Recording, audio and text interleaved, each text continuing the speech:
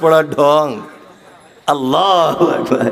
কিছু লোক আবার দেখছি যে নামাজে টুপি দিতে ভুলে গেছে কোনো কারণে। টুপি ছাড়া যে নামাজ হবে না এরকম কোনো ব্যাপার নয়, একটা সৌন্দর্য এতটুকুই। দিতে ভুলে গেছেন, ভালো হয়েছে, বিনা টুপিতেই চালিয়ে যান।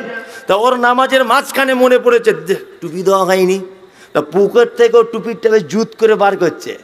বার করে যদিও বা শটাম করে লাগিয়ে নিলি তা এক হলো, ও লাগিয়ে না নিয়ে ফুঁক দিয়ে জুত করে আবার লাগাচ্ছে টুপিটা ফুঁক দিয়ে। এই তোমার জানা নেই যে নামাজের ভিতরে কোনো কাজ বৈধ নয়, কোনো কাজ কি বৈধ নয়।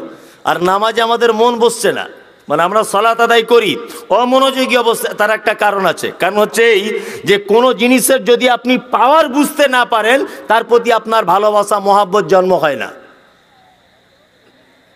শীতের দিনে আমরা কেমন করে অজু করি, যেমন তেমন ফটাম করে মসজিদে ঢুকে গেলাম, করি কি করি না করি।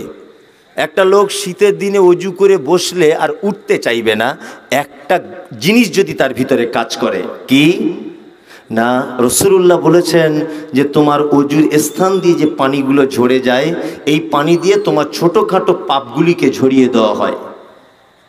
এই একটা লোক যখন অজুতে করবে, পানি যখন হাতে লাগাবে, একজন মুমিন মানুষ যখন এটা ভাববে, উরি বাবা পানি যত ঝরবে আমার নেকি তত কম হবে, এই আমার গোনা তত কম থাকবে, তাহলে বলুন তো পালিশ যে বেশি দেবে না কম দিবে?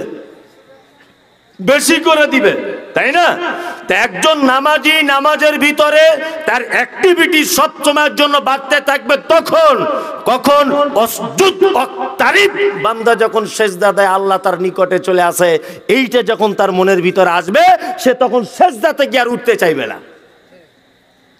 আর যতক্ষণ তার মনের ভিতরে এইটা না আসবে যে সেজদাতে আমি আছি, এমনিতে আছি, এটা কোনো ব্যাপারই নয়, ও ফটাম করে সেজদা থেকে উঠে পড়বে। ও সেজদায় গেলে উঠতে চাইবে না কখন? যখন সে বুঝতে পারবে অসজুদ ওয়াক্তারিব। যখন বান্দা সেজদায় যে আল্লাহ বলছে আমি তার নিকটে চলে আসি, ও তখন এটা মনে মনে ভাববে আল্লাহু আকবার, আল্লাহ এখন আমার সামনাসামনি চলে এসেছে। সেজদা থেকে উঠতে মন চাইবে? চাইবে না। এতেও যদি আপনার নামাজে মনোযোগ না বাড়ে, আর রাসূলুল্লাহ সাল্লাল্লাহু আলাইহি ওয়াসাল্লাম বলেছেন তুমি এটা ভাবো যে তুমি আল্লাহকে দেখছো আর নয় আল্লাহ তোমাকে দেখছে। তুমি হাত বেঁধে যখন দাঁড়িয়ে আছো তুমি বুঝতে পারছো যে এই মুহূর্তে আল্লাহ আমাকে দেখছে। এটা যদি বুঝতে তোমার অসুবিধা হয়, তুমি এটা ভাবো যে আমি এখন আমার স্রষ্টার সামনে দাঁড়িয়েছি। এই তিনটা জিনিস আপনার ভিতরে না কাজ করলে নামাজের ভিতরে মনোযোগী বাড়বে না। চলুন, আল্লাহ তাআলা বলছেন ইউরাউন, যারা লোক দেখানো সালাত আদায় করে। লোক দেখানো কি করে? নামাজ পড়ে, সালাত আদায় করে। ওয়ায়ামনাউনাল মাউন, যারা প্রতিবেশীকে সামান্য জিনিস উপকার করা থেকে নিজেকে আটকে রাখে। সামান্য জিনিস। ইসলাম মানে আমি অবাক হয়ে যাই মাঝে সাঝে যে একটা সামান্যতম বিষয় এইটাকেও পবিত্র আল কোরআনের ভিতরে লিপিবদ্ধ করে দিয়েছেন। বলছে প্রতিবেশীকে সামান্য উপকার করা থেকে যারা বিরত থাকে এদের জন্য আল্লাহ তাআলা জাহান্নাম ঘোষণা করে দিচ্ছেন, জাহান্নামের ব্যাপারে আলোচনা করছেন। আপনি কি ভাবতে পারছেন তাহলে প্রতিবেশী কত ইম্পর্টেন্ট বিষয়? আমি মমতাজুল ইসলাম কুরবানিতে একটা গরু কিনেছিলাম, আমার মাথার ভালো জায়গা নেই, তা আপনার খামারে দুদিন বেঁধেছি। আপনার স্ত্রী বলছে হ্যাঁ গো, এই মমতাজুল আমাদের খামারে গরু বাঁধছে, মনে হয় জায়গা দখল করে নিতে পারে, তুমি যা পারবে এখন থেকে করো। ও সকালবেলাতে কুঞ্চি আর কাঁটা দিয়ে দেখছি জায়গাটা ঘিরছে। হ্যাঁ গো ঘিরছে কেন? বলছে না অসুবিধা আছে একটু। কিছুই অসুবিধা নাই, আমি যে দুদিন গরু বেঁধেছি এই কারণে। হ্যাঁ, মসজিদের বাথরুম ঘর হচ্ছে, পাঁচিল হচ্ছে, কিছু হচ্ছে, 1 বিঘা জায়গা যদি একটু ছেড়ে দেয় লোকটা, 1 বিঘা বা 1 হাত জায়গা যদি একটু এদিক ওদিক করে দেয়, তাহলে মসজিদের বাথরুমটা একটু বড় করে হয়। ওকে বলতে যাচ্ছে যখন, চাচা জায়গাটা একটু ছেড়ে দাও না, বলছে না, বলছে বিক্রি করে দাও, বলছে না। আর 3 লাখের জায়গা 6 লাখ দেবো, বলছে তাও দেবো না। মানে এমন গরম মারছে মনে হচ্ছে ওর আর ওর বাপের কবর হবে ওইখানে, এমন গরম মারছে। অথচ হযরত মুহাম্মদ সাল্লাল্লাহু আলাইহি ওয়াসাল্লাম নয়, স্বয়ং আল্লাহ বলছেন যারা প্রতিবেশীকে সামান্য উপকার করা থেকে বিরত রাখে। আমাদের নবী মুহাম্মদ সাল্লাল্লাহু আলাইহি ওয়াসাল্লাম তিনি বলেছেন, কোন প্রতিবেশী যেন আরেক প্রতিবেশীর দেওয়ালে কাঠ, কুঞ্চি, কোনো কিছু টেক লাগিয়ে রাখতে যেন নিষেধ না করে। আমরা কি করছি? কি করে মানে ওকে ফাঁদে ফেলা যায় আর কি করে ওকে বিপদে ফেলা যায়, এই ধান্দায় ঘুরছি কি করছি না ঘুরছি। অথচ রাসূলুল্লাহর একটা হাদিস শুনে নেন। আল্লাহর নবী বলেছেন, কোন মুসলিম যদি অনুপস্থিত কোন মুসলিম ভাইয়ের জন্য যদি দোয়া করে, ওই দোয়াতে আমিন আমিন বলে কারা না আকাশ আসমানের ফেরেশতারা। আর যখন অনুপস্থিত ভাইয়ের জন্য ওর ভাই যখন দোয়া করে, ফেরেশতারা আমিন বলে, আর ফেরেশতারা তারপরে এইটা বলে নিজেরা দোয়া করে যে আল্লাহ গো, ওই লোকটা তার ভাইয়ের জন্য যে দোয়াটা করেছে এর থেকে উত্তম কিছু ওই লোকটাকে আগে দাও। তার মানে বোঝা গেল যে আপনি দোয়া পেলেন আমার, আর আমিন আমিন বলল কে? ফেরেশতারা। আর তারপরে আল্লাহর নবী বলছেন, স্বয়ং ফেরেশতারা দোয়া করে তার জন্য যে তার ভাইয়ের জন্য দোয়া করে। তাহলে লাভ আমার হলো, লস আমার হলো না। বিশ্ব নবী বলেছেন, কখনোই নয়, কখনোই নয়, কখনোই নয় তুমি তোমার প্রতিবেশীর দেওয়ালে বা তার কোনো জায়গাতে কাঠ বা কুঞ্চি এইভাবে টেক লাগিয়ে রাখতে নিষেধ করে দিও না। যদি রাখতে নিষেধ করে দাও, তোমার ঈমানের কমজোরিতা আছে। আল্লাহর নবী তিনি বলেছেন, ওয়াল্লাহি লা ইউমিনু, ওয়াল্লাহি লা ইউমিনু, ওয়াল্লাহি লা ইউমিনু। বিশ্ব নবী বলছেন, আল্লাহর কসম ওই লোকের ঈমান নাই, আল্লাহর কসম ওই লোকের ঈমান নাই, আল্লাহর কসম ওই লোকটার ঈমান নাই। কে সে লোকটা? নবীজি বলেছেন, ফালিউজি জারাহু, যে তার প্রতিবেশীর সঙ্গে অসৎ ব্যবহার করে দেয় তার ঈমানই নাই, তার ঈমানই নাই যে তার প্রতিবেশীর সঙ্গে অসৎ ব্যবহার করে। আচ্ছা বলুন তো, কঠিন ব্যাপার না সহজ ব্যাপার? খুব কঠিন ব্যাপার। আপনার গ্রামে খুঁজে দেখুন, 80% ফ্যামিলিতে কথাবার্তা নেই, ঝগড়া ঝামেলা আছে না নেই? আছে। অথচ লোকটা নামাজও পড়ছে, তসবিও গুনছে, সবই করছে, ওকে দেখতে ভালো লাগে। অথচ প্রতিবেশীর ব্যাপারে আল্লাহ নবী সাল্লাল্লাহু আলাইহি ওয়াসাল্লাম বলেছেন যে জিবরিল আমাকে এত বেশি বলতেন যে আমার আশঙ্কা হতো যে আমার সম্পদের ওয়ারিস হয়ে যাবে কিনা তারা, এত বেশি বেশি করে ওসিয়াত করতেন। এই দেখুন, প্রতিবেশীর সঙ্গে যদি আপনি ভালো ব্যবহার করেন, এতিম দুস্থ অনাথ ফকিরদের সঙ্গে যদি ভালো ব্যবহার করেন, আপনাকে একটা 1 কুইন্টাল ওজনের কথা বলছি, আপনি নিতেও পারেন, আপনার কাছে 10 পয়সার দাম নাও থাকতে পারে। আল্লাহ নবী সাল্লাল্লাহু আলাইহি ওয়াসাল্লাম ওই যে নবুয়ত প্রাপ্তির আগে হীরা গুহাতে তিনি কি করতেন? আল্লাহর ধ্যানে মগ্ন থাকতেন। একদা জিবরিল আমিন চলে এলেন, বিস্তারিত ঘটনা, এসে বলছেন মুহাম্মদ ইকরা। আল্লাহ রাসূল বলছেন আমি তো পড়তে জানি না। তারপরে সিনাতে চাপ দেওয়া হলো, আল্লাহ রাসূল পড়তে পারলেন, বিস্তারিত ঘটনা। আল্লাহ রাসূল কাঁপতে কাঁপতে কাঁপতে কাঁপতে খাদিজার কাছে এসে বলছেন, আমাকে একটা চাদর পরিয়ে দাও, ঠান্ডা লাগছে, আমার আশঙ্কা করছে, আমি আশঙ্কা করছি নিজের উপরে যে আমি মারা যাব কিনা। আমি একটা অদ্ভুত মানুষকে দেখলাম, আমার কাছে এলো, ঘটনা এই এই এই এই। আল্লাহ নবী সাল্লাল্লাহু আলাইহি ওয়াসাল্লাম থরথর থরথর করে কাঁপছেন। খাদিজাতুল কুবরা রাদিয়াল্লাহু তাআলা আনহা চাদর জড়িয়ে দিলেন, আর খাদিজা বলছেন, আল্লাহর নবী আপনি চিন্তা করবেন না, একদমই নয়, আপনাকে কখনো কেউ আপনাকে বিপদে ফেলতে পারে না, আপনার কখনো কোনো বিপদ হতে পারে না। আপনি অসহায়দের পাশে থাকেন, আপনি দুস্থ মানুষদের দেখাশোনা করেন, আপনি বিধবাদের পাশে থাকেন, এতিম অসহায়দের পাশে থাকেন, আপনি কখনোই বিপদগ্রস্ত হতে পারেন না, কেউ আপনার কোনো ক্ষতি করতে পারে না। আম্মাজান খাদিজাতুল কুবরা রাদিয়াল্লাহু তাআলা আনহা নবীজিকে তিনি এই উপদেশ দিচ্ছেন, আস্তে আস্তে করে বোঝাচ্ছেন, স্বামীকে বিপদের সামনে পড়েছেন, আল্লাহ নবীকে বোঝাচ্ছেন বারবার।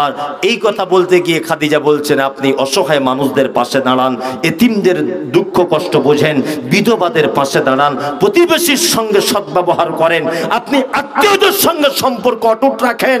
তার মানে বোঝা গেল এই কাজগুলো করলে কখনো বড় ধরনের বিপদ হয় না, কখনই বড় ধরনের বিপদ হয় না। আল্লাহু আকবার। আল্লাহ তুমি আমাদের এই আমলগুলিকে করার তৌফিক দান করো, আমিন। চলুন আর একটা সূরা বলেছিলাম, ওইটার বাংলা বলে দিই। আল্লাহ তাআলা বলছেন ওয়াইলুল লিকুল্লি হুমাযাতিল লুমাযা, দুর্ভোগ তাদের জন্য যারা মানুষের সামনে এবং পিছনে বদনাম করে। সামনে পিছনে বদনাম হয় না?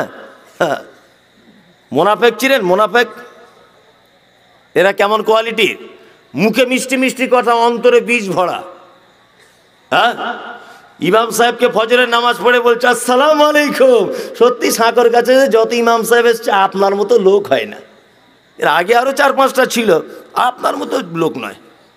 আপনি মারাত্মক পরেশগার লোক। তো এইমাত্র সকালবেলা ফজরের নামাজ পড়ে বলে গেল, আর ওই ঘুরিসা বাস স্ট্যান্ডে চা খেতে খেতে বলছে সব লোক খুব বদমাশ লোক, খুব বদমাশ। দেখ 4 দিন বলে বাড়ি গেল, আজকে 6 দিন হয়ে গেল এলো না। অথচ এই লোকটা কি ওই লোকটাই বললো সকালবেলা খুব ভালো লোক, আপনার মতো ইমানদার লোক নাই। অথচ চা খেতে গিয়ে বলছে কি, হ্যাঁ কি বলছে, এর মতো বদমাশ লোক না, এর পিছনে লোক লাগিয়ে তা রেখে গা ছাড়া কর। বলছে কি বলছে না? বলছে এই যে সামনের পিছনে যারা কথা বলে বলে বেড়ায়, এরকম লোক অবশ্য আমাদের সাঁকর গাছাতে নেই, আমাদের ওদিকে খুব আছে। আপনাদেরও আছে? আপনাদের আছে বললে মার খেয়ে মরবো, ওটা আপনাদের মুখ থেকে স্বীকার করাতে চাইছি, আমি বলবো না। আল্লাহু আকবার। সব জায়গাতে ও 24 ঘন্টা চায়ের দোকানে বসে আছে, ওর কোনো কাজ নেই। এর বদনাম ওর বদনাম, ওর বউ কোথায় যায়, ওর বেটি কোথায় যায়, ও কি করে 2তলা বাড়ি করলো, ও কি করে 4তলা করলো। ও আন্দাজে বসে তখন বলছে এমনি 2তলা হয়েছে, ওই কলকাতায় কাজে গিয়েছিল, মাল ঝেড়ে নিয়ে চলে এসছে। ও ঝেড়ে গিয়েছিল, তোমার বাপ দেখতে গিয়েছিল? হ্যাঁ, তুই বলতে গেলে কেন? অথচ কোরআন বলছে ইয়া আইয়ুহাল্লাযীনা আমানু, এই তোমরা যারা ঈমানের স্বীকৃতি প্রদানকারী, ইজতানিবু কাসীরাম মিনাজ-জান্নি ইন্না বা'যাজ-জান্নি ইসমুন। শোনো, অধিক ধারণা করো না, অধিক ধারণাটা মহাপাপ। অধিক ধারণা করে কোনো কথা বলতে যেও না, ধারণা করতে যেও না। অধিক ধারণা করাটাই কি বড় পাপ। চায়ের দোকানে এখানে ওখানে বসে আমরা পাপ করছি না? করছি কি করছি না? গীবত মারাত্মক বড় পাপ। আল গীবাত আশাদ্দু মিনাজ জিনা, যে হাদিস আছে, যদি হাদিসটা তাহকিক করেছেন আল্লামা নাসিরউদ্দিন আলবানী। আমার কাছে বই পড়ে দেখছিলাম, শায়েখরা ভালো জানেন যে হাদিসটা ঠিক নয়, যে জেনার থেকেও ব্যভিচারের থেকেও গীবত ভয়ঙ্কর, এই হাদিসটা ঠিক নয়। তবে বাস্তবতা কিন্তু মারাত্মক কঠিন, বাস্তবতাই কিন্তু ঠিক। আল্লাহ রাসূলের হাদিস হিসাবে এটা ঠিক নয়, তবে বাস্তব কথাটা কিন্তু ঠিক। জেনা এটা একটা পাপ। পাপ কি পাপ নয়? পাপ। আমি জেনা করেই ফেললাম রাতের অন্ধকারে, সকালবেলাতে আল্লাহর ভয় হয়ে গেল ফজরের সময়তে, আল্লাহ আমি যে পাপ করেছি, পাপ তুমি ক্ষমা করে দাও। আমি যার সঙ্গে ব্যভিচার করেছি সে আর আমি ছাড়া পৃথিবীর কেউ জানে না। 1 দিন 2 দিন 4 দিন 5 দিন মাপ যদি চাইতে থাকি, দোয়া কবুল হবে কি হবে না? হবেই, ইনশাল্লাহ হয়ে যাবে, অসুবিধা নাই। আমি যার সঙ্গে পাপ করেছি সেও দোয়া চাইছে, সেও ক্ষমা চাইছে, আল্লাহ ক্ষমা করে দাও, অবশ্যই তার পাপ ক্ষমা হয়ে যাবে। তাহলে আমি ব্যভিচার করলাম, যার সঙ্গে করেছি পাপটা তার আর আমার ভিতরে সীমাবদ্ধ ছিল। দুপুর বেলাতে ব্যভিচার করেছি, আর রাতের বেলাতে আল্লাহর কথা স্মরণ হয়ে গেল।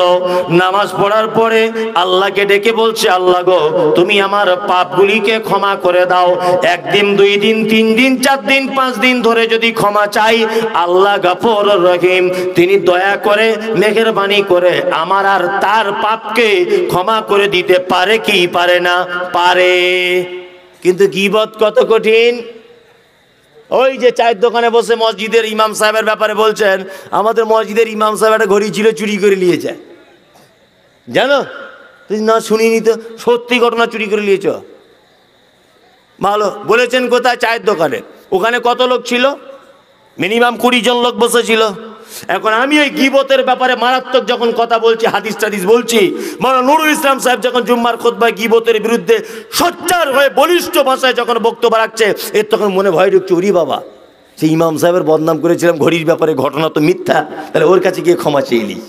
ইমাম সাহেবের হাত দুটো ধরে বলছে, ভাই ক্ষমা করে দাও, তুমি আমায় মাফ করে দাও, তোমার ব্যাপারে একটা মিথ্যা অপবাদ দিয়েছিলাম, আল্লাহ ভাই তুমি আমায় ক্ষমা করে দাও। ইমাম সাহেব তখন বলছে, না ভাই তোমায় খুব ভালোবাসি, ক্ষমা করে দিলাম। বলুন তো ক্ষমা হলো কি হলো না? হলো? যার নামে বদনাম করেছে সেই ক্ষমা করে দিল। আচ্ছা বলুন তো, ক্ষমা হলো কি হলো না? হলো না। আমি মুমতাজুল ইসলাম বলছি আপনাকে, গীবতের ব্যাপারে আপনি আপনার ভাইয়ের কাছে ক্ষমা চাইবেন কোন পদ্ধতি ইসলামে নেই। রাসূলুল্লাহ কথা বলেছেন, তুমি তোমার ভাইয়ের যে মজলিসে বসে বদনাম করেছো ওই মজলিসে তোমার ভাইয়ের আবার সুনাম করো। এটাই হচ্ছে ইসলাম। গীবত ক্ষমা চাবার কোনো পদ্ধতি ইসলামে নেই, কোনো পদ্ধতি নেই। তুমি যে চায়ের দোকানে তোমার ভাইয়ের ঘড়ি চুরির বদনাম দিয়েছ, ওই চায়ের দোকানে তুমি তোমার ওই ইমাম সাহেবের ভাইয়ের ব্যাপারে বলো, এর মতো ইমানদার লোক হয় না, ও খুব ভালো লোক। এই সাকরগাছায় জলসায় গিয়ে দেখলাম, মসজিদে ছিলাম, লোকটা একদম মাটির মানুষ, ওর বেশি বেশি করে সুনাম করুন, তাহলে আশা করা যায় আল্লাহ তোমার এই গীবতের পাপটা ও সুনাম করার কারণে তোমার পাপ মিটিয়ে দিতে পারেন। এবার একটা কথা বলি, ইমাম সাহেব নাই মাফ করে দিল, ওই যে চায়ের দোকানে 20 জনের সামনে বলেছিলেন, ওরা 20 জন আরো 20 জনকে বলেছে না, ওরা 20 জন আরো 20 জনকে বলেছে, গোটা এলাকা হয়ে গেছে ইমাম সাহেব গরিচোর। কত জনের কাছে, কত জনের মুখ বন্ধ করবেন আপনি? বন্ধ করতে পারবেন? আর ব্যভিচার, আমি আর সেই মেয়েটার ভিতরে সীমাবদ্ধ ছিল পাপ, তাই না? আর গীবত ছড়িয়ে পড়েছে সমাজে। চলুন, আল্লাহর নবী জনাবে রাসূলুল্লাহ সাল্লাল্লাহু আলাইহি ওয়াসাল্লাম মিরাজের রাত্রিতে অনেক ঘটনা ঘটেছে, হাদিসে অনেক ঘটনা মিরাজের রাত্রির ঘটনা পাওয়া যায়। তার মধ্যে একটা ঘটনা হচ্ছে এই, বিশ্ব নবী বলছেন, আমি চলতে থাকলাম, রাস্তার ধারে দেখতে পেলাম একজন লোককে তার নখগুলো তামা দিয়ে তৈরি করা নিজের মুখের গোস্তগুলো ছাড়িয়ে ফেলছে, আবার সাথে সাথে তার মুখটা ভালো হয়ে যাচ্ছে। আমি জিবরিলকে জিজ্ঞাসা করে বললাম, লোকটা কে? তখন জিবরিল আমিন বলছেন, এটা আপনার উম্মতের ওই লোকটা, যে লোকটা চগলখড়ি করে বেড়াতো, এরর কথা বলে বেড়াতো। তবে এই পাপ আমাদের মেয়েরা বেশি করে, তাই না? মেয়েরা বেশি করে না এই গীবত পরনিন্দা। মৌলানা সাহেব বারবার বলছেন, মেয়েদের ব্যাপারে বলো কিছু। আপনি দূর থেকে ওদেরকে ফেরেশতার মতো মনে হচ্ছে, কাছে গিয়ে দেখুন, কেউ জলসা শুনছে বলে মনে হয়? যান কাছে গিয়ে বলছে, বুবু তুই কিসে এলি? বলছে টোটো গাড়িতে। তো সে ননদের বোনের মেয়ে হয়েছিল, কেমন আছে? খুব ভালো। বড় ছেলে বৌমা কেমন হয়েছে? খুব ভালো। মাল জাল কিছু দিয়েছে? ওই দেখুন ওই করছে। সুস্থ নাই, ওখানে গিয়ে একবার দেখে আসুন, কেউ সুস্থ নাই। আরে হযরত মুহাম্মদ সাল্লাল্লাহু আলাইহি ওয়াসাল্লাম বোকা লোক ছিলেন না খুব জ্ঞানী লোক ছিলেন? হ্যাঁ, মারাত্মক জ্ঞানী লোক ছিলেন না? মারাত্মক জ্ঞানী লোক ছিলেন তিনি। আর এত জ্ঞানী লোক ছিলেন তিনি যে ভবিষ্যৎবাণী করেছেন বর্তমান 2023 সালে, তার বাস্তবতায় অনুপরিমাণ কোন রকমের ডিফারেন্স পাওয়া যায় না, যায় কোন রকমের যায় না। আল্লাহ নবী বলছেন, যে রাতে মিরাজ হলো বিশ্ব নবীজির, নবী বলে জাহান্নামে মহিলাদের ভিড়। একজন মহিলা বলে, বিশ্ব নবীজিরে কোন কারণে বেশি ভাগে যাব জাহান্নামে? প্রথম কারণ হলো অধিক নারীগণ অল্প ধনেতে তাদের ভরে না কমন। দ্বিতীয় কারণ হলো শোনো সমাচার, না শুকরিয়া করে ভোগ স্বামীকে তাহার, গীবত যে বেশি করে এক অপরে তরে, এহেন কারণে নারী যাবে জাহান্নামে। আল্লাহ নবী মিরাজের রাত্রিতে জান্নাতের দিকে তাকিয়ে দেখলেন, শুধু যেন গরিব মানুষেরা, দুর্বল মানুষেরা তারা যেন জান্নাত দখল করে বসে আছে। জাহান্নামের দিকে দেখলেন, শুধু যেন নারীরা অধিকাংশ, আর ধনী মানুষেরা তারা যেন জাহান্নামের ভিতরে যেন অধিকাংশ রয়েছে। আল্লাহ নবী ফেরত এলেন, বক্তব্য রাখতে রাখতে বলছেন, ইয়া মাশারান নিসা তাসাদ্দাকনা, ও নারীরা তোমরা বেশি করে সাদকা করে দাও। একজন মহিলা বলছেন, আল্লাহর নবী গো, কি এমন ভুল করেছি, কি এমন অপরাধ করেছি, কি এমন গুনাহ করে দিয়েছে আপনি বারবার নারীদেরকে সাদকার কথা বলছেন? বিশ্ব নবী বলছেন, মহিলা শুনে রেখে দাও, তোমাদের অনেকগুলি পাপ রয়েছে, তার মধ্যে দুটো একটা পাপ হচ্ছে এই যে অল্প জিনিসে তোমাদের কোনোদিন মন ভরে না। নারী জাহান্নাম চলে যাবে তার একটা কারণ হচ্ছে অল্প জিনিস ওদের মন ভরে না। সাকরগাছা হয়তো ব্যতিক্রম, এই এলাকার মেয়েদের ঘরে অত সহজ নয়। যান সকালে পরীক্ষা করে একবার দেখুন, যান এইখান থেকে একটা ওড়না কিনে নিয়ে যান, আলমারিতে লাগবেন, আলমারিতে সকালে বলবেন যে সাফিনার মা তোমার লেগে একটা সাকরের গাছে জলসা ওড়না নিয়ে এসেছি। ওড়নাটা ধরেই বলবে ঘোড়ার ডিম, এই ওড়না মানুষে পড়ে, তো চোখ না আলু, তো বলবেই, বলবে না? সব স্ত্রী অবশ্যই নয়, কিছু স্ত্রী আছে কানে তার আল্লাহ ওয়ালি স্ত্রী কিছু আছে, মাশাআল্লাহ এখনো সমাজে আছে, আছে না নেই? আছে। রাসূলুল্লাহ বলছেন তারপরে কি স্বামীর প্রতি অকৃতজ্ঞ, স্বামীর প্রতি অকৃতজ্ঞ নয়, সর্বক্ষণে দেখবেন অকৃতজ্ঞ। আপনি পরীক্ষা করে দেখবেন, আপনার গাছের একটা ভালো আম হয়েছে, খেতে বসেছেন স্বামী স্ত্রী দুজনে একসাথে, তা খেতে খেতে ওকে জিজ্ঞেস করে দেখবেন তো যে আমটা খুব মিষ্টি বলো, ও এক চান্সে বলবে মিষ্টি বটে কিন্তু আমার আব্বাদের গাছের মতো লয়, এটা বলবেই। এটা ওর একটা নারী ঘটিত মানে রোগ, ও বলবেই এটা যে আমার আব্বাদের গাছের মতো লয়, এটা বলবেই, বলবে না? বলবে।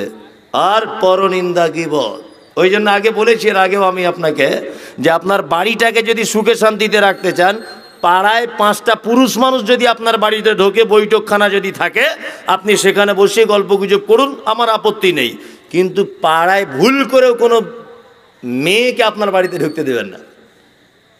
ও আপনার সুখের সংসারটাকে 12টা বাজিয়ে দিয়ে বাড়ি চলে যাবে। কি বললাম বুঝলেন তো? পাড়ার কোনো মেয়েকে আপনার বাড়িতে ঢুকতে দেবেন না। আরও আপনার স্ত্রী বয়স হয়ে গেছে যদি ঢোকে, একটু একটু আলাদা ব্যাপার। যাদের বাড়িতে নতুন বৌমা, আর নতুন বৌমা শাশুড়ি খুব মিলজুল করে চলছে আর কি, ভালোভাবে সংসারটা গুছিয়ে চালাচ্ছে শাশুড়ি বৌমা, এদের বাড়িতে যদি পাড়ার কোনো মেয়ে ঢুকে যায়, ওই সুন্দর পরিবেশটাকে একেবারে 2 দিনে পৃথক করে ও গোয়াল ঘরে রান্না করবে, ও দোতলায় রান্না করবে, দেখবেন পাড়ার কোনো মেয়েকে ঢুকতে দিবেন না বাড়িতে, খুব সাবধান। তবে সব মেয়ে অবশ্যই নয়, তবে গীবাতের ব্যাপারে আমি আর কাউকে বাদ দিতে পারবো না, বাদ দেওয়া যাবে না, যাবে যাবে না। পৃথিবীতে একটা প্রাণী আছে, পৃথিবীতে একটা লিঙ্গ আছে, যারা যার খায় তার বদনাম করে, তার নাম নারী।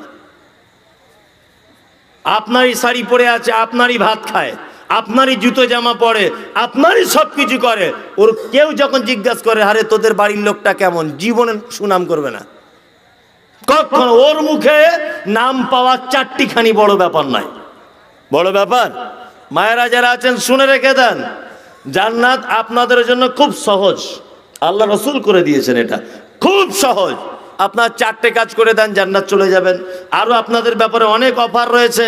আপনারা মা, আপনারা কি মা, মা হিসাবে আপনার মর্যাদা অনেক বেশি, কন্যা রূপে আপনার মর্যাদা অনেক বেশি।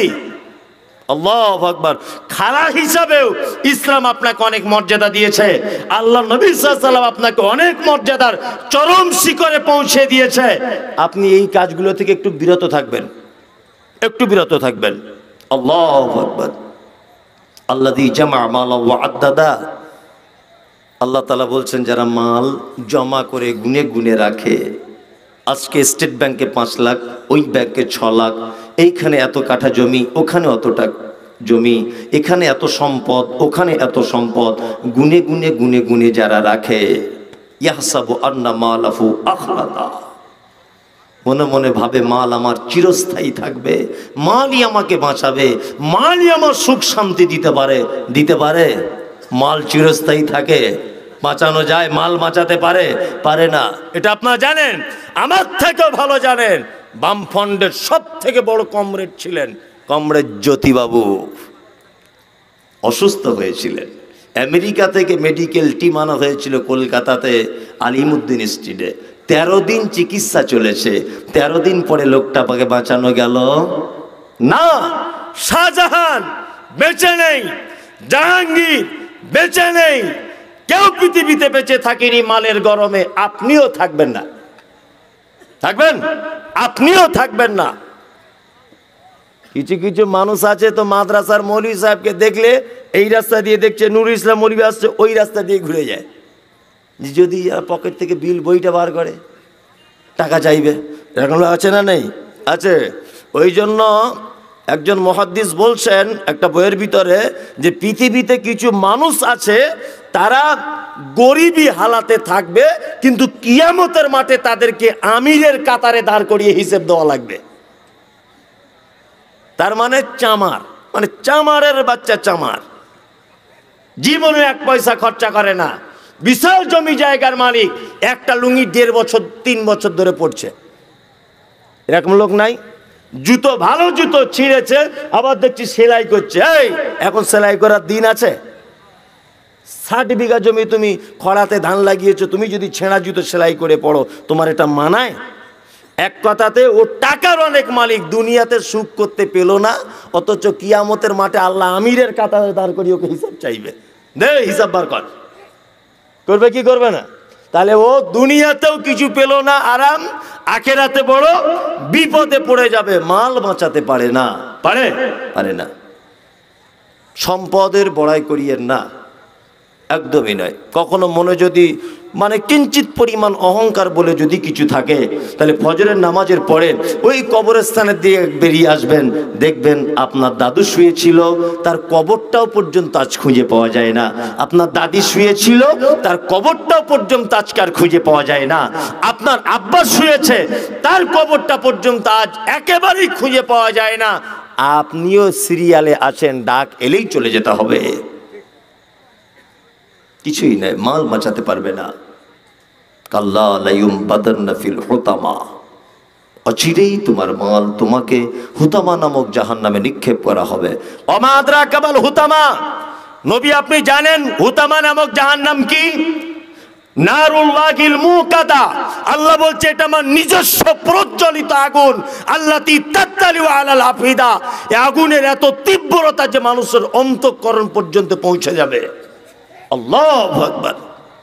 ইন্নাকা আলাইহিম মুসাদা, মুসাদা মানে মায়েরা যেমন তরকারি রান্না করতে করতে ঢাকনা লাগিয়ে দেয়, আল্লাহ সুবহানাহু ওয়া তাআলা বলছেন জাহান্নামীদেরকে জাহান্নামে ভরে ঢাকনা লাগিয়ে দেব।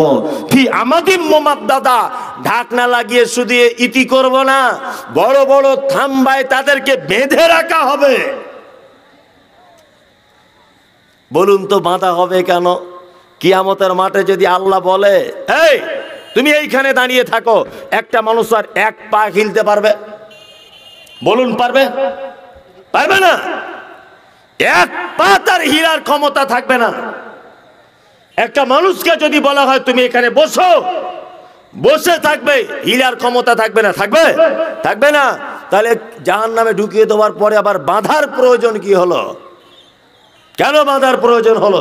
তাফসীর ইবনে কাসিরে তফসির করা হয়েছে যে আল্লাহ সুবহানাহু ওয়া তাআলা এই কারণে জাহান্নামীদেরকে জাহান্নামের ভিতরে বাঁধবেন, আল্লাহ নিজের ক্ষমতা প্রয়োগ করবেন, নিজের ক্ষমতাকে দেখাবেন। এই যে আপনাদের গ্রামে একটা চোর ধরা পড়েছে, ধরে নেন চোর ধরা পড়েছে, ল্যাম্পপোস্টে বেঁধেছে গ্রামের মোড়ল, বাঁধার পরে গ্রামের মোড়ল তার ক্ষমতা দেখাতে গিয়ে বলছে দেখি আশেপাশে গ্রামের তোর কে আছে, আজকে তোর হাতটা খুলে নিয়ে চলে যাবে এখান থেকে। অনেক সময় এই ক্ষমতা দেখায় না, দেখি তোর কোন বাপ আছে তোর হাত ছাড়িয়ে দিবে, এই কথা বলে না? বলে কি বলে? আল্লাহ তাআলা কিয়ামতের মাঠে ঠিক এইরকম ভাবে বলতে চাইবেন যে দেখি তোমাদের কত ক্ষমতা আছে, কে তোমাদের পক্ষে সুপারিশি করে এই দড়ি থেকে হাত খুলে তোমার নিয়ে চলে যাবে। বাবরি মসজিদ ভেঙেছিলে, ক্ষমতা ছিল বলে, দেশের প্রধানমন্ত্রীর ক্ষমতা তোমাকে দিয়েছিলাম, আজকে তোমার হাত বাঁধা, দেখি পৃথিবীতে কোন ক্ষমতাশীল আছে আজকে কিয়ামতের মাঠে তোমার ব্যাপারে সুপারিশ করে তোমার হাত খুলবে। আহকামুল হাকিমিন, বিচারকের বিচারক আজকে আমি, সমস্ত একচ্ছত্র মালিকানার দায়িত্ব আজকে আমি আছি, কেউ আমার হাত থেকে তোমাকে বাঁচাতে পারবে না। আল্লাহু আকবার। আমি 2টি সূরা দিয়ে আপনাকে কয়েকটি বিষয় অবগতিতে আনলাম যে এই কাজের মধ্যে যদি আপনি লিপ্ত থাকেন তাহলে অবশ্যই আপনি জাহান্নামের রাস্তায় হাঁটছেন। ভাই আপনি আমার দিনী বন্ধু, আপনি আল্লাহর রাস্তায় ফেরত চলে আসুন। এইবার আপনাকে বলছি, যদি আপনি শুধুমাত্র আল্লাহ যদি হয়ে যান, শুধু আল্লাহ যদি আপনি হয়ে যান, আল্লাহর তরফ থেকে আপনার উপরে সহযোগিতা আসবে। আসবে কি আসবে না? আসে কি আসে না? আসে। তার অনেক দৃষ্টান্ত হাদিসও আছে, আছে না? 3 হিজরিতে একটা ঘটনা আপনাকে বলি, 3 হিজরিতে উহুদের যুদ্ধ সংগঠিত হয়েছিল, এটা আপনারা জানেন। 3 হিজরি, তা মুসলিমরা পরাজয় হয়েছিল এই যুদ্ধতে, এটা আপনারা জানেন, একটা ভুল সিদ্ধান্তের কারণে। যাই হোক, বিস্তারিত ঘটনা। আল্লাহ নবী সাল্লাল্লাহু আলাইহি ওয়াসাল্লাম যুদ্ধ শেষে মুসলিমরা যখন হেরে গেছে, তখন মুসলিম সৈন্যদের ভিতরে 70 জন আল্লাহ রসুলের সাহাবীরা শহীদ হয়েছেন। কতজন? 70 জন সাহাবী শহীদ হয়েছেন। আল্লাহ রসুল লাশগুলোকে এক জায়গায় করলেন, লাশগুলোকে এক জায়গায় করে গুনে গুনে দেখছেন 68 জন লাশ হচ্ছে। 2 জনের লাশ খুঁজে পাওয়া যাচ্ছে না। শুধু যদি আপনি আল্লাহর একটু হয়ে যান, তাহলে কত সাবসিডি আপনি পাবেন দেখুন, দুনিয়াতে শুধু, আখেরাতে তো যা হবে হবে। 2টো লাশ পাওয়া যাচ্ছে না, একজন হচ্ছে আল্লাহ রসুলের চাচা, নাম হামজা রাদিয়াল্লাহু তাআলা আনহু, আর একজনকে না, আর একজন হানজালা। এতে 2 জনের লাশ খুঁজে পাওয়া যাচ্ছে না। তা আল্লাহ রসুল সাল্লাল্লাহু আলাইহি ওয়াসাল্লাম সাহাবীদেরকে বললেন, যাও লাশটা খুঁজে আনো, দেখো কোথায় আছে। সাহাবীরা লাশ খুঁজতে গেলেন। ইতিমধ্যে একজন মহিলা যুদ্ধের ময়দানে এসে উপস্থিত। আল্লাহ নবীকে বলছেন, আল্লাহ নবী, আপনি আমাকে চিনতে পারছেন? আল্লাহ রসুল বলছেন, না, চিনতে পারছি না। তখন আল্লাহ রসুলকে বলা হচ্ছে, মহিলাটি বলছেন, আল্লাহ রসুল, আপনি গতকাল বিকালে কারোর বিবাহ পড়িয়েছিলেন? আল্লাহ রসুল বলছেন, হ্যাঁ, আমি তো হানজালার বিবাহ পড়িয়েছিলাম, আর হানজালার বিবাহতে আমি এত খুশি হয়েছি, আমি নিজে হাতে খাজুর খোরমা ছিটিয়েছি। তখন মহিলাটি কাঁদো কাঁদো কণ্ঠে বলছেন, আল্লাহ রসুল, আমি সেই হানজালার স্ত্রী। এই দেখুন, আমার হাতের মেহেন্দিটা এখনো তাজা, শুকিয়ে যায়নি। আল্লাহ রসুল, আপনার কাছে আমি একটা ছোট্ট কথা বলতে এসেছি, সেটা হচ্ছে এই যে আমার স্বামী আমার কাছে ছিল রাত্রিতে, গভীর রাতে আপনি যুদ্ধের ডাক দিয়েছেন, আমার স্বামী চলে গেছে, যাবার আগে আমাকে একটা কথা বলে গেল, যদি বেঁচে ফিরি তাহলে তুমি আমার দুনিয়ার স্ত্রী, যদি মারা যাই তাহলে তুমি আমার, শহীদ যদি হয়ে যাই তুমি আমার জান্নাতের স্ত্রী। আল্লাহ রসুল, আপনি তো বলেছেন বারবার যে যারা জেহাদের ময়দানে শহীদ হয়ে যায় তাদের গোসল করাতে হয় না, রক্ত মাখা জামা কাপড় অবস্থাতে তাদেরকে দাফন করা হয়। আল্লাহ নবী বলতে বড় লজ্জা লাগছে, তবু আপনাকে বলছি, আমার স্বামী হানজালার উপরে গোসল ফরজ রয়েছে। এক জায়গাতে ছিলাম, গোসল ফরজ। আল্লাহ রসুল, আপনি ওকে গোসল করিয়ে দেবেন। এই কথা চলছে, হঠাৎ করে 2 জন সাহাবী কাঁধে করে নিয়ে আসছেন হানজালার লাশ। আল্লাহ রসুল দূর থেকে দেখতে পেলেন মাথার দিক দিয়ে যেন পানি ঝরে ঝরে পড়ছে। সেই সময় জিবরিল এসে নবীকে বলছেন, নবী, হানজালার শহীদে আল্লাহ এত খুশি হয়েছে, আল্লাহ স্পেশাল ফোর্স ফেরেশতাদেরকে দিয়ে 3য় আসমানে তুলে ওখানেই গোসল করিয়ে কাফন পরিয়ে ওই দেখুন আপনার সাহাবীদের মাধ্যমে পাঠানো হচ্ছে। আল্লাহু আকবার। শুধু আপনি একটু আল্লাহর হয়ে যান, শুধু একটু আল্লাহর হয়ে যান। কেন আপনি এখনো পর্যন্ত আল্লাহর থেকে দূরে আছেন? কেন? আপনাকে তো জাহান্নামের কথা বললে আপনার চোখ দিয়ে পানি না আসলেও আপনার মন তো ভয়ে থরথর করে কাঁপার কথা। কেন কাঁপছে না? ভেবে নিতে হবে আপনার ঈমানের তীব্রতা, গতি কমে গেছে। আপনার ঈমান আপনার আছে, তবে চিকিৎসার প্রয়োজন, চিকিৎসার প্রয়োজন। আল্লাহ আমাদের সকলকে জাহান্নাম থেকে বাঁচাক, বলুন আমিন, আমিন, আমিন। আল্লাহু আকবার। জাহান্নাম থেকে বাঁচার অনেক অনেক অনেক আমল রয়েছে।